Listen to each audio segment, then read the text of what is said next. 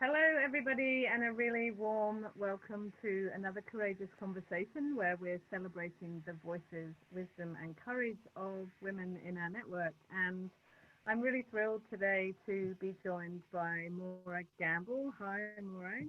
Hello, how are you? I'm good. And I'm just going to share with you all a little more about Morag. So, Morag is a global permaculture and eco-village ambassador and founder of the Permaculture Education Institute. She's the creator of the Our Permaculture Life blog with over 400 free permaculture articles and a YouTube channel that's got lots of site visits, how-tos, interviews and masterclasses. Morag is also supporting the emergence of the new global Permayouth movement for 11 to 15-year-olds and lives a debt-free permaculture life at Crystal Waters in Queensland, Australia, with her family in their owner-built home surrounded by an award-winning edible landscape. Sounds completely fantastic. So, Morag, I'd love to start with the question that we always ask first, which is, why are you a tree sister? I think it's the organisation I've been waiting for a very long time. You know, forests and the protection of forests and regenerating forests is something that I've deeply cared about for as long as I can remember. And so being able to be part of a global group of women who are working actively to not only bring awareness about climate and ecological emergency, but are doing something really practical about it and supporting local groups and women around the world. And so all of it, how it works, how it runs out, just resonates so beautifully with me. And so I'm absolutely delighted to be able to be part of a network like this. So thank you very much for making it possible for us to join this. Yeah, and thank you for being a tree sister. So I would really love to know, and I know there are some people out there there's some people who know a lot about permaculture, there's some people who have a sort of vague idea of what it might be, and some people who know nothing. So for those of us who might not know very much about permaculture, can you share exactly what it is and also how you ended up being a permaculturalist and teaching? Okay, sure. So the nutshell definition of permaculture is design for healthy human habitats and also design for one planet living. A lot of people understand permaculture as a type of organic gardening system, and that's kind of how it manifests in your daily life. But essentially, permaculture is a way of thinking. It's a framework of ethics and principles to design how humanity exists on this planet in order to diminish our impact so that all life can flourish. And so at its core, it has three core ethics. Earth care is the primary ethic. People care, because unless we have a healthy planet, we can't survive and we can't thrive as humanity. And fair share. So it's really looking about how can we live well but diminish our impact on natural resources and on earth systems so that there is enough for all life to flourish and for future generations to flourish. So earth care, people care, fair share, the underpinning ethics. And it creates a really fabulous framework to think about everything that you do, from your work to how you live at home, to the type of education you do, or how you interact in groups and organisations, and what type of organisations you get involved in and support. So for me, it's not just a way of life; it's also my livelihood. My entire life I've been working in permaculture, and it's been an amazing journey of working with communities, local communities, often women's groups in over 20 countries around the world. And it feels like there's this incredible global movement around permaculture. It's been going for about 40 years. And it just ripples from community to community where they see it and they go, yes, this makes sense for me. And that it's just as relevant in maybe downtown London in an apartment, you can apply it there, as to a group of women, for example, I've recently been working with in rural Kenya. And so the principles and the ethics you're able to adapt and contextualize and make sense of in your local community. And that, you know, essentially that's about how can we live well with a small footprint. And so, you know, in that way, it really beautifully dovetails with the type of work that Tree Sisters does. So maybe we can dive into that a little bit further. But how I got into it, gosh, I remember when permaculture first got started back in the late 70s, and the first book came out in sort of the early 80s. My dad must have heard Bill Mollison, who was one of the founders of permaculture, speak on ABC radio. And he just started talking about it, and he went and got the book, and he was always talking about permaculture as being the thing that made the most sense and the thing that if we were all to live well, we'd be living a permaculture life. And so from a very young age, like I must have been, 10 then, this sense that there is another way than the consumer way of life that we were being brought up in just because I lived in Melbourne. That was what was around us. And he kept talking about this other ethical way, this other way of connecting with nature, of thinking about how we related to communities, to place, to the homes we lived in, to where our food came from, you know, the connectedness. It's not just about the bits, but how everything relates. And so it was a while, I think, till I came back around to it. And when I finished school, I was always really passionate about environmental issues through school. I was the kid who would be, you know, championing forests or talking about peace and, you know, trying to get the school community rallied around that and sent off to, you know, different conferences for kids to get together around this. And yeah, so finally at university, I decided I would study landscape architecture.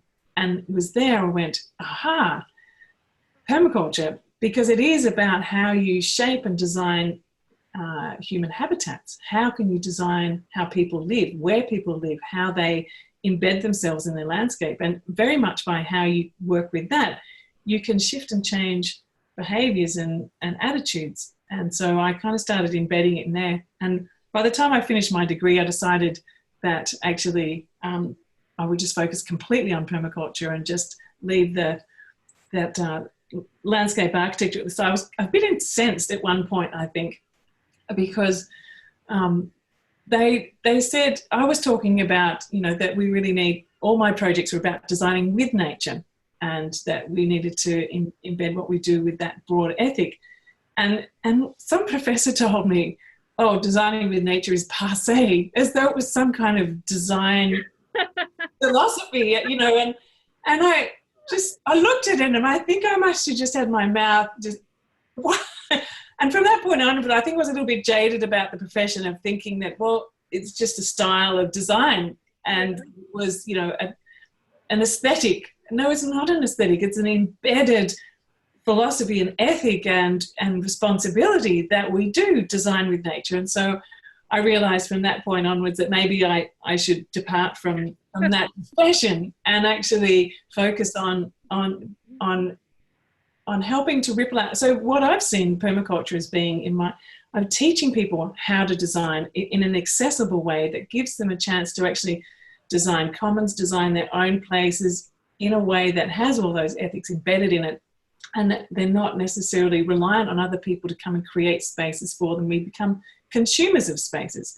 I mean, if we think about a lot of our common space, our commons in and around our cities and our towns, it's done for us. And we become consumers of space, become consumers of parks, become consumers of shopping malls, and all that public space. Most of the land in and around us is public land, but yet we don't have a sense that we have permission to be engaged in the design thinking or the framework that we can actually, you know, have an input in that. And so really the permaculture way of teaching was to give people that language, that design language, and give people the skills to start to ripple that out. And so my first foray into working with what I now call citizen design is through city farms and community gardens and helping communities to take on pieces of public land and transform them into a community space.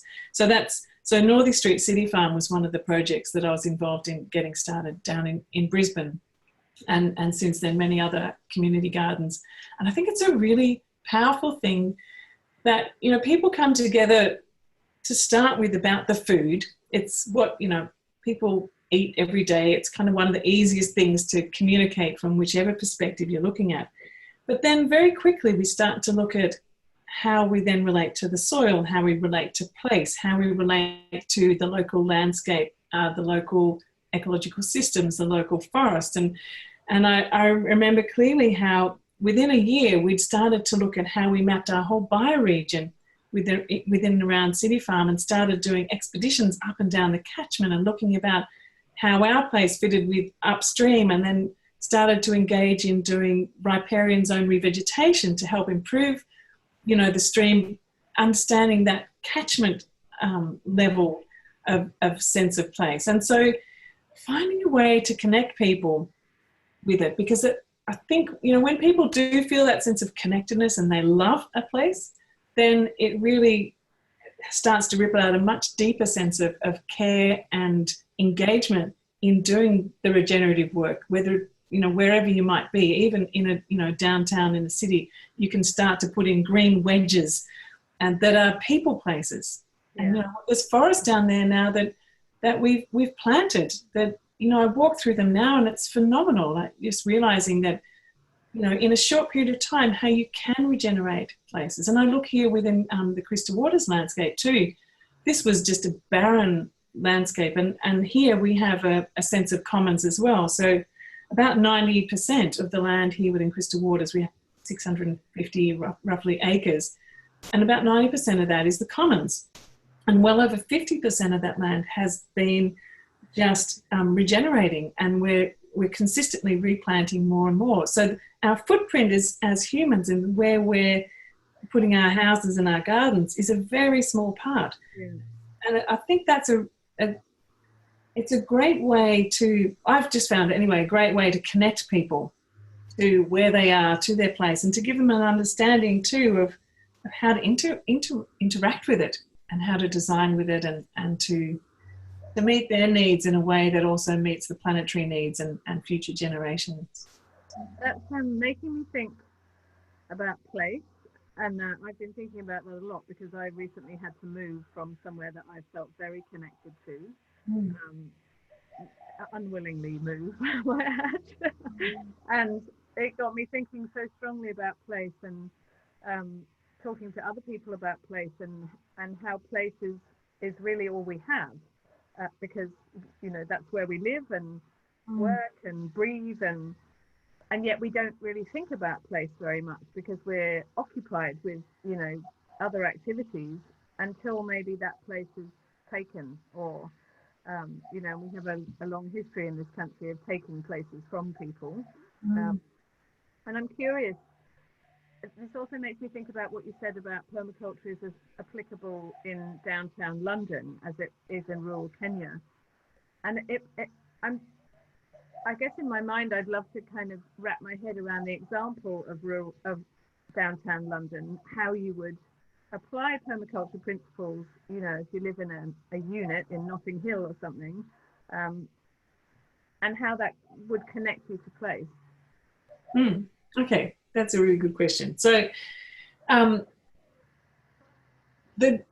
I said before, the common sense of what permaculture is about having a garden.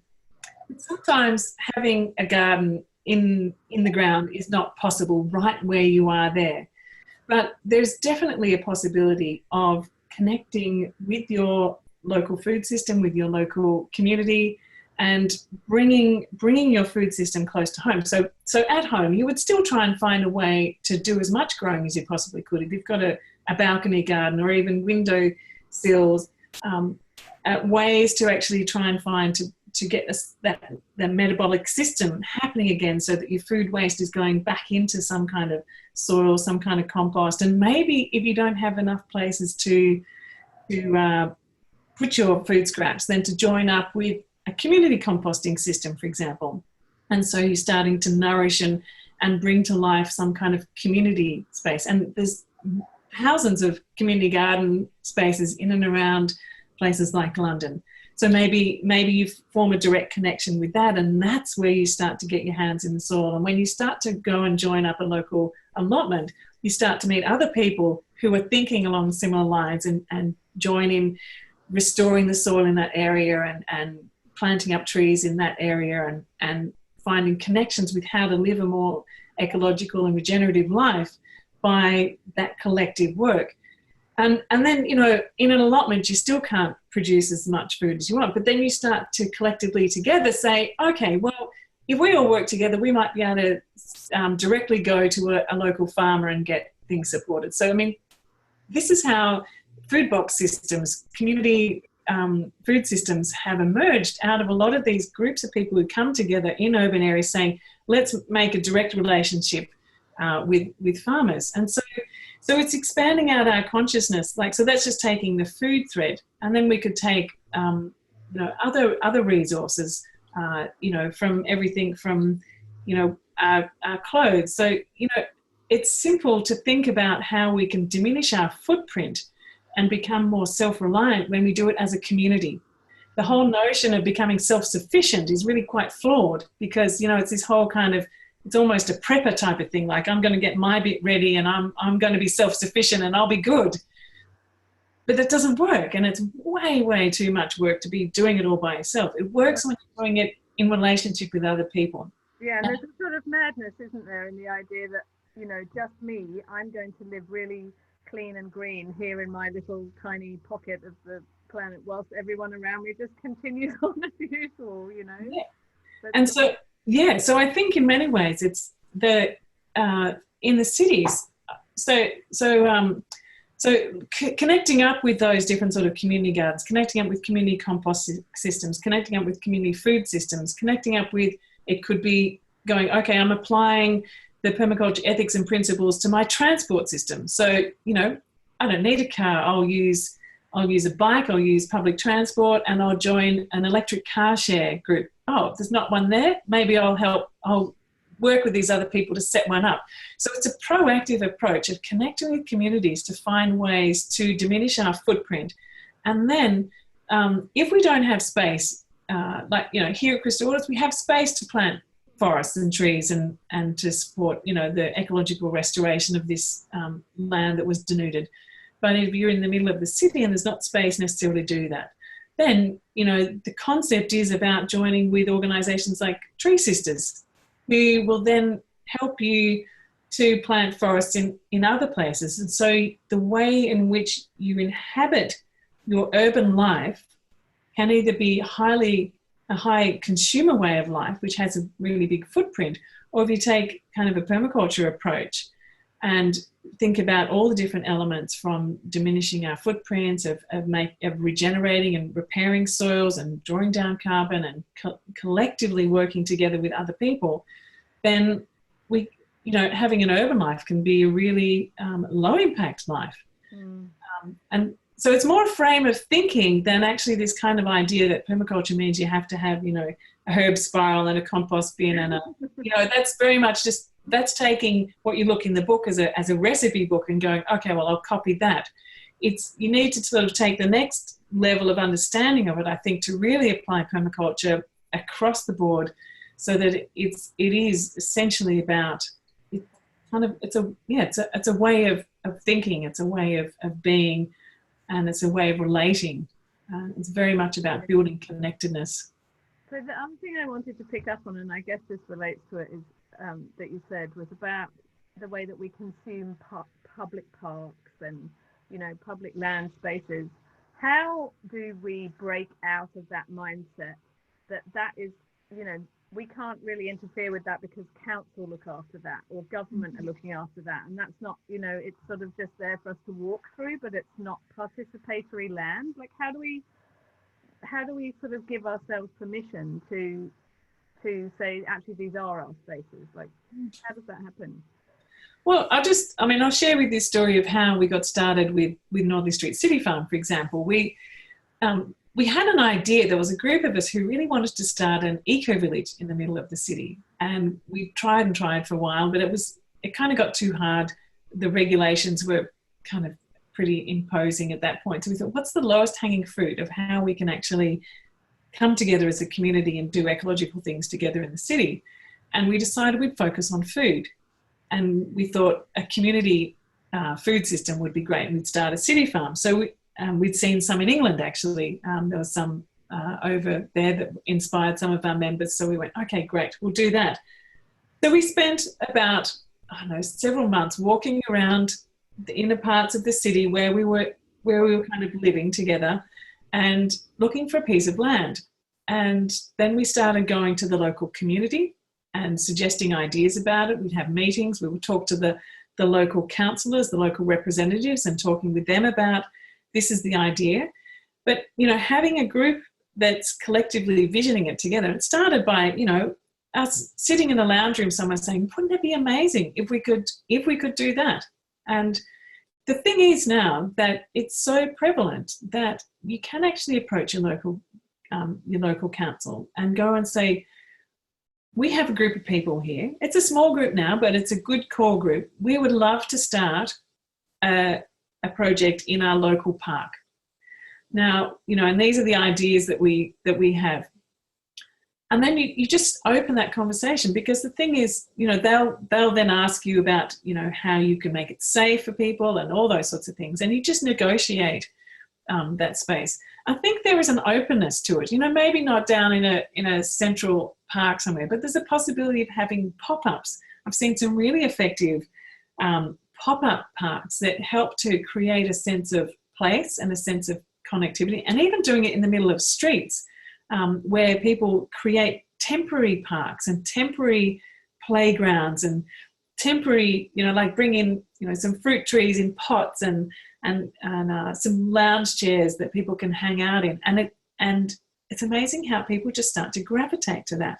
And you start to have a conversation. And it's really just about creating that space to be able to help people to reimagine what their community could be like, what their park could be like, and what ideas they would love to see it. So you, in a way, if you've done that and you start to talk, then you go to the local council and say, look, we've had these great conversations. These are the ideas that have come up that people would love to see in their park.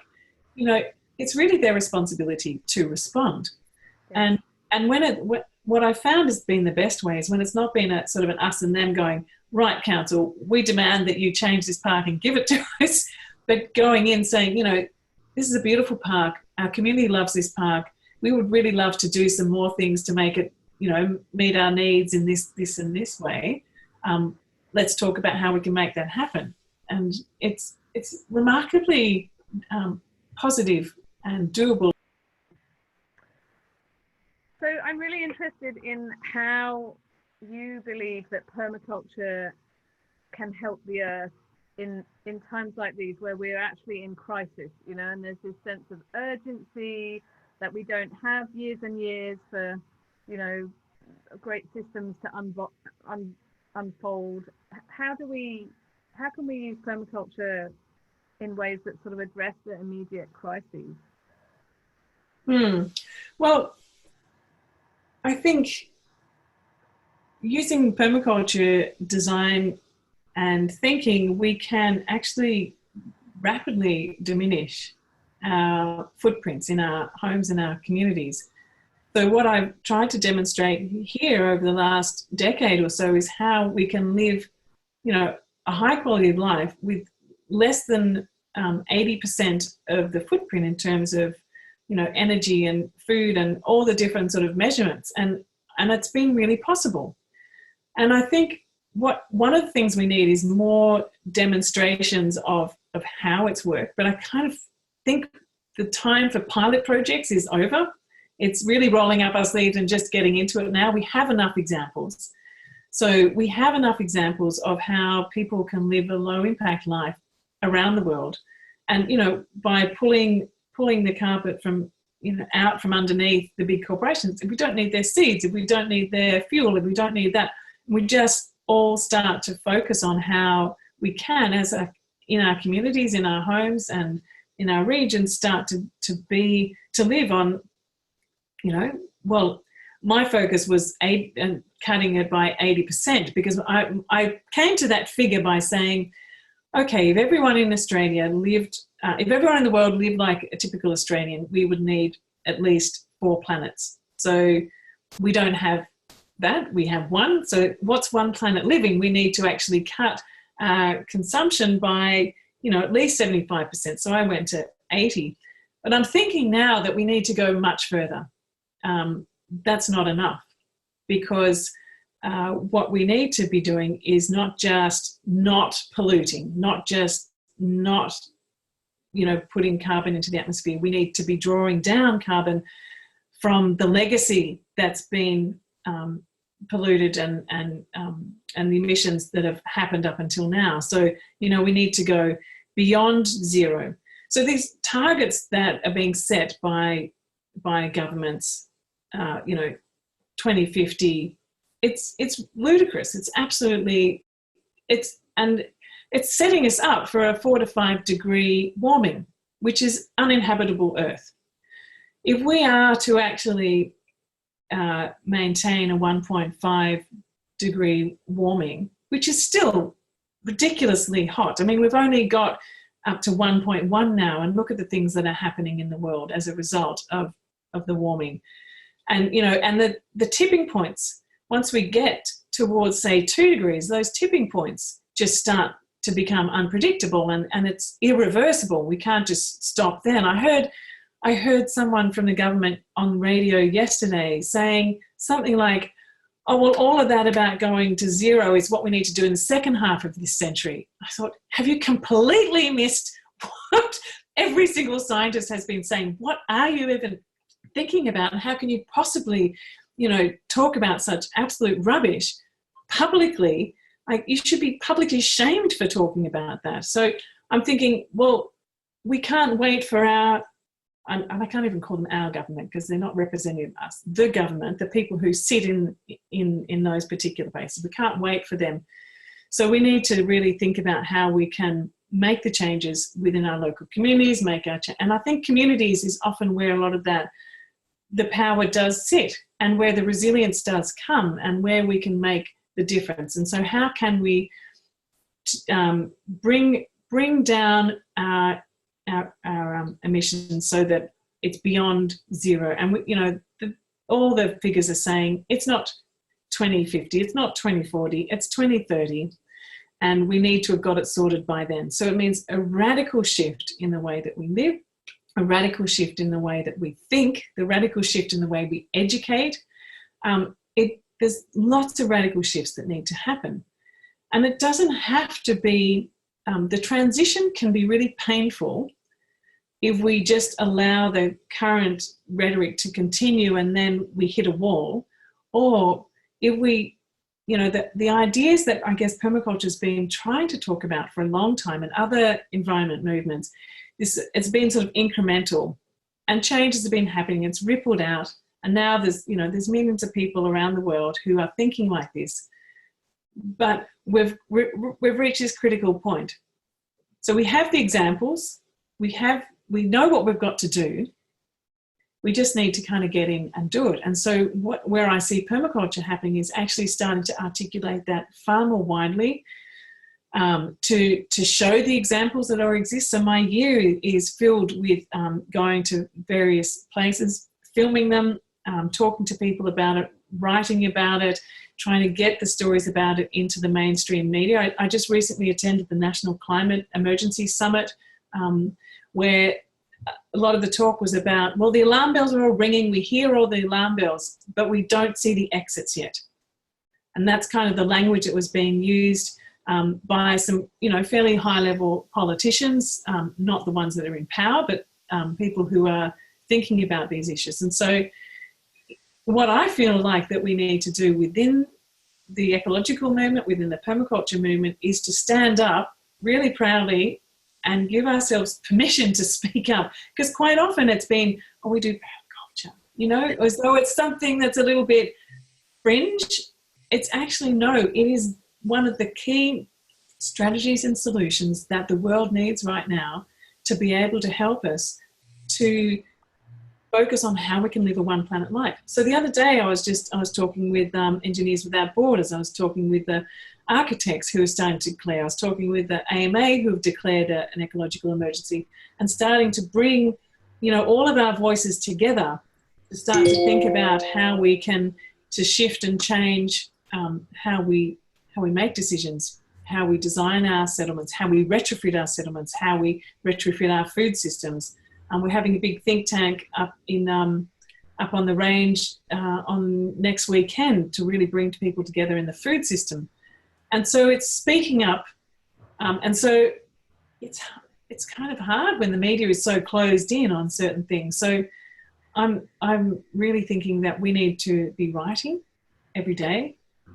As newspapers, we need to be talking as much as we can in various sort of news, as well as having our systems set up that are so attractive and inviting that people go, yeah, I'd like to live like that.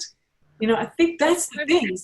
You know, what I wanted to ask you is how do you think it's possible to uncouple people from the system that we're sort of all attached to a big breast in a way, and if you're working and you've got a mortgage and you're spending the majority of your day, there's a lot of people who live where we do who are tradesmen. They're up really early, they're driving their car to and from work, they need the money to fund their mortgage and their family, they get home, they're tired, they don't, on the weekends they collapse in a heap, or they drive their ride on round and round all weekend, and then they're back again into it. And for a lot of people it seems like there's no space or time to say, oh well, how are we going to do this? We might be able to turn off more light switches, or let's stop using the dishwasher, but like those things are not enough, right? They're just not enough. They're not enough.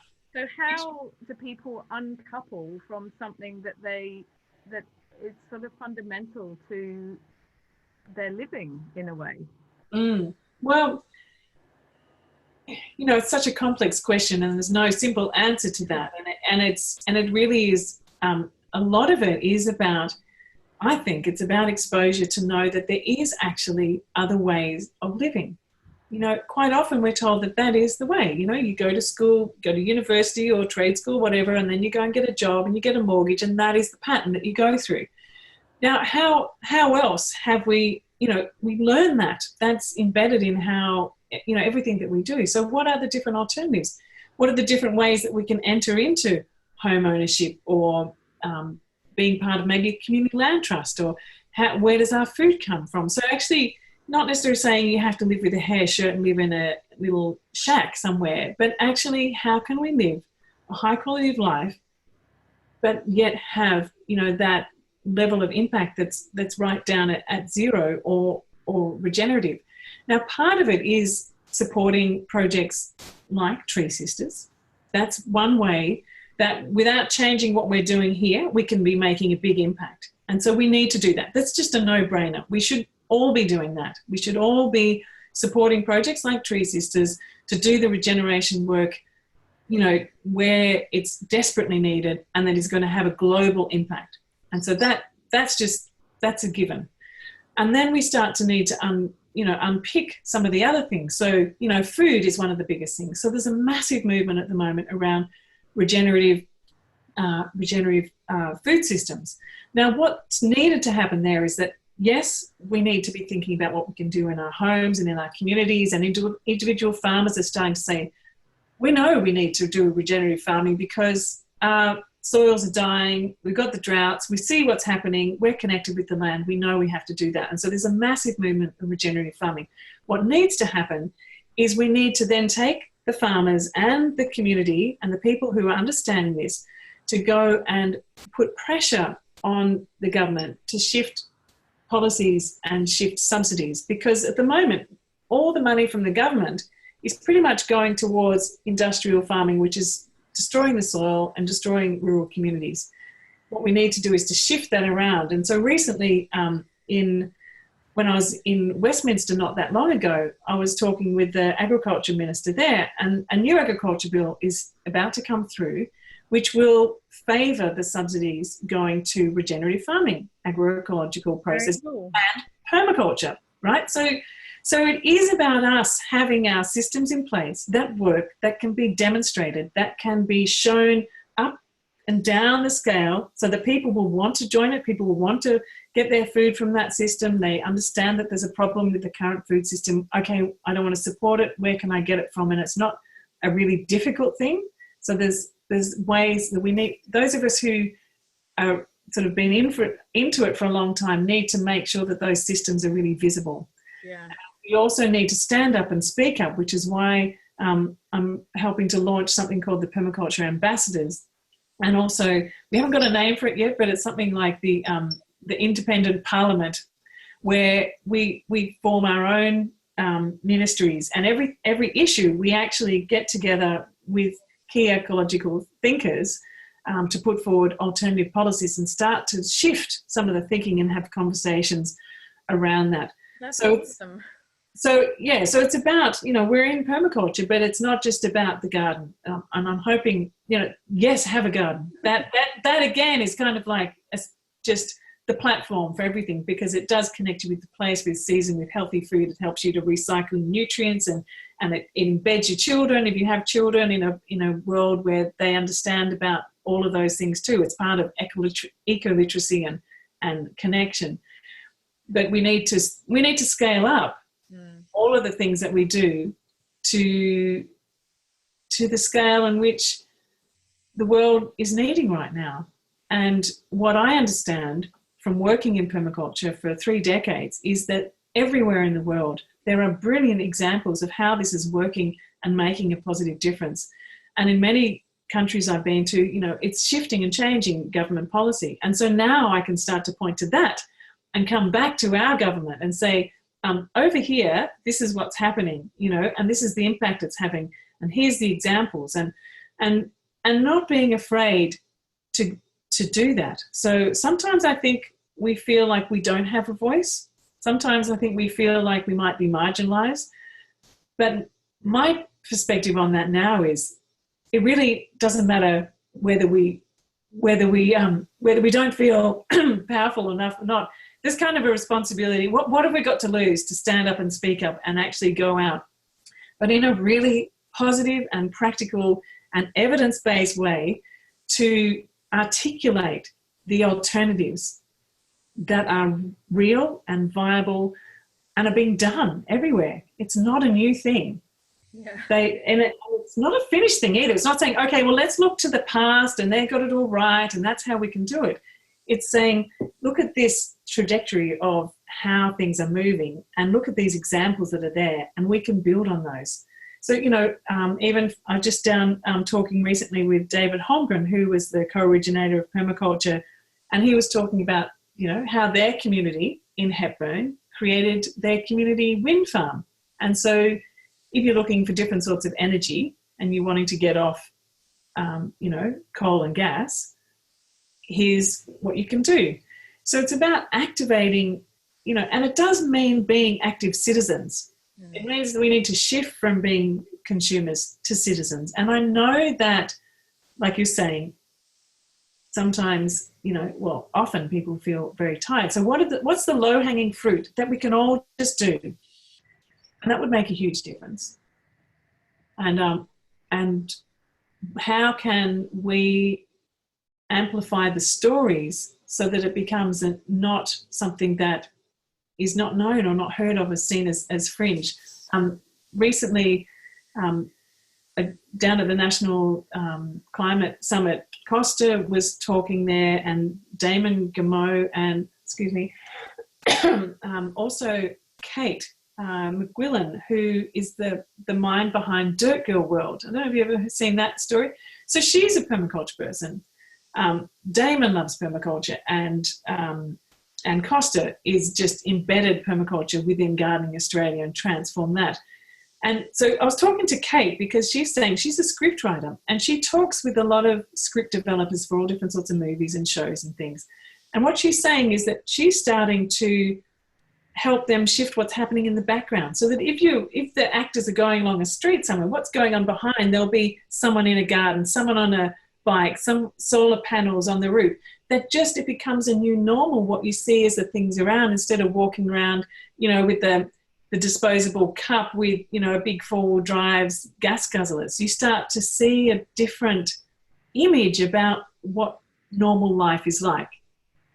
So I'm also really curious how permaculture can be integrated with forest restoration, if that's even a thing. Like, do they meet somewhere? Absolutely, absolutely.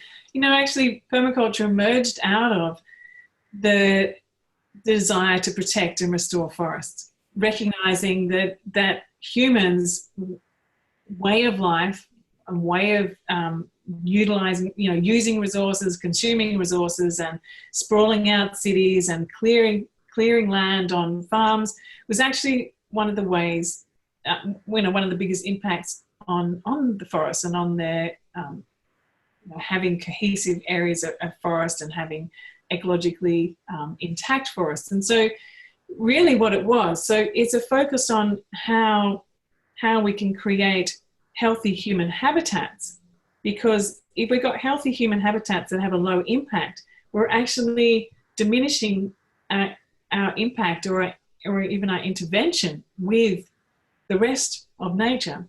And so embedded within the permaculture design principle, there's these systems of zones. And so zone 0 is your home zone or center of activity. And zone 1 is where, you know, you try and get most of your daily needs from in terms of, you know, your food systems and energy, and you've got, you know, chickens and fruits and things if you've got space. So, you know, you think about zones, and if that's in an urban area, then again, you're looking at how you can bring that as local as possible to have less footprint. And then, you know, sustainable farming practices. And then zone 4 is harvest forest. So, you know, there's products that we do need from forests, you know, timber and nectar and nuts and all different sorts of things that come from forests. So sustainably managed forests that provide like a buffer zone, I suppose, to the wild zone. So zone 5 is called wilderness. And when I conceptually draw that and I'm teaching it, you know, you draw a little circle around the humans and then their gardens and that, and then there's no circle around the edge of wilderness. That's kind of like we're compressing everything to leave as much space. In areas where the forest has been disturbed, the key strategy is about how we can help to accelerate the restoration of the forest in those areas, and how can we meet our needs, you know, in these smaller areas so we don't need to impact on that. So it's a critical part of the decision-making process all the way through, and very much at the foundation of it. So I kind of see the two just absolutely connecting. And when I hear conversations that say, well, you know, bushland restoration and permaculture don't go together, I just think let's kind of come and have a conversation and see how actually we're really on the same page, and that we need to work together. You know, one of the criticisms that I have heard about permaculture is that it introduces exotic species. Now, the response to that, though, is that the exotic species are cabbages and carrots. And, you know, if we think about what's that? And comfrey. Yeah, so, you know, everything that we eat on a daily basis is pretty much an exotic species when you're thinking about here in Australia. Very little is bush tucker. So if we're wanting to find a way to meet human needs, to feed humans as sustainably as possible, we try and find tree crops and perennial crops and different ways of growing food that doesn't require broadacre farming and lots of tilling and using of chemicals. How can we actually meet those needs as locally as possible? And that finding highly productive food crops that in a diversity of a polycultural system that can nourish us as humans. And so I think that the conversation between exotic and native is a little bit of a flawed concept in the way that, no, of course we don't want that to get out into the native forest, but we also need to find enough way to feed ourselves, because if we have no food growing species in and around our landscapes, where are we going to get our food from? Are we going to import it from somewhere else? Then what's the impact of that? So like we need to kind of take that conversation to the next step and think about actually how we can most sustainably and regeneratively feed the human population with the least possible impact. And everywhere you look, the indicators are saying that that is from small-scale agroecological systems, essentially permaculture. Yeah. That's very cool. I mean, basically what I'm hearing you saying is that permaculture is serving the needs of forests by limiting the impact that humans have on place, basically. yeah, so there's a, like I said at the very start, you know, the core ethic is earth care, you know, care of the forests and the water systems and the soil systems and the habitats, you know, that we as humans have just kind of completely taken over the whole place and have had no respect. So how can we rethink our relationship with the natural world and actually diminish our footprint so that all life can flourish and that the planetary systems can restore themselves and continue to restore themselves and bring balance back again? So, you know, permaculture at its core is very much, you know, the type of action that we need as climate activists, as ecological activists. It's the, you know, it's the human form of responding to that. So what do humans do? Like, yes, we protect the forest. Yes, we, you know, restore ecological systems. But what are the humans doing in the meantime? There's no point going and doing that and then coming home and, you know, importing food from the other side of the world, or, you know, living a life that is antithetical to what that goal is that you're trying to do. So permaculture is the way of life to support planetary well-being. Is how I see it anyway. So I'm conscious of the time, and I'd really love to ask you just to finish for us with what's the most powerful thing that you think people can do to help the earth at this point in time? One thing, or can I have a few things? The most powerful thing. What's the most? The most powerful thing. Yeah. The most powerful thing is to, I would say, to get your house in order, basically, and that's thinking about your food systems. You know, one of the biggest impacts on the planet systems, on the soil systems, on the ecological systems, on humanity itself, is our current industrial food system. So if we shift our relationship to our food system and reorient towards a more home-based, community-based, regenerative farm, community food system type of approach, then we're not only improving our own health, we're improving planetary health, we're looking at supporting local economic systems, we're helping to reboot a whole lot of things through that simple thing of reorienting how we relate to food. Awesome. Thank you so much. Thank you so much for being with us today, Morag. Thank you, Paulina. And if you're watching and you would love to step into reciprocity with the earth and grow forests and support Tree Sisters and also help us to keep bringing you amazing conversations like this from fantastic women around the world, please do go to treesisters.org and you can set up a monthly donation or make a one-off donation for the trees, and we'd really love you to do that. And then we will have another courageous conversation coming up for you next month, and we'll see you really soon.